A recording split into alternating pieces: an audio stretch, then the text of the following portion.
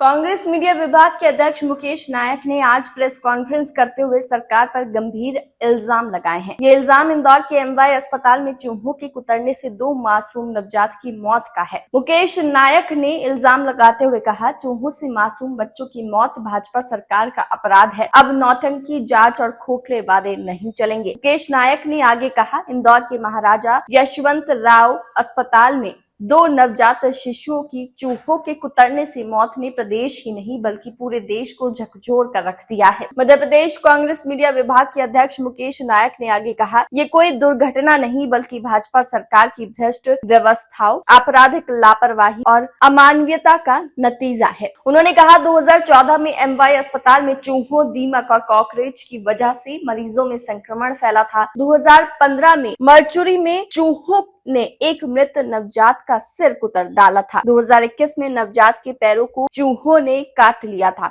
2023 में सरकार ने पेस्ट कंट्रोल का ठेका निजी कंपनी को दिया, लेकिन कंपनी ने काम अधूरा छोड़ और अब बिना काम किए 11 करोड़ रुपए देने की तैयारी है। उन्होंने कहा, 2025 में 2 मासूम नवजातों की मौत हुई है और सच्चाई छिपाने के लिए कलेक्टर तक ने झूठ बोला कि मौत हृदय रोग से हुई है। उन्होंने कहा, मौत पर झूठ फैलाने की साजिश प्रशासन ने मौत का सच दबाने की कोशिश की है। बिना पोस्टमार्टम किए रिपोर्ट ही झूठ का कारण बताया गया। यही नहीं, जांच के दौरान कमेटी के सामने अस्पताल के कॉरिडोर में चूहे खुलेआम दौड़ते नजर आए और वार्ड के बाहर कुर्सियों पर कॉकरोच देखे गए। मुकेश नायक ने कहा कि जब हमारे राहुल गांधी ने इस घटना पर ट्वीट किया और उन्होंने इन मौतों को सीधी हत्या बताया। उन्होंने कहा, एक माँ की गोद से उसका बच्चा सिर्फ छिन गया क्योंकि सरकार अपनी बुनियादी जिम्मेदारी निभाने में नाकाम रही। भाजपा ने हेल्थ सेक्टर को जानबूझकर प्राइवेट हाथों में सौंप दिया है।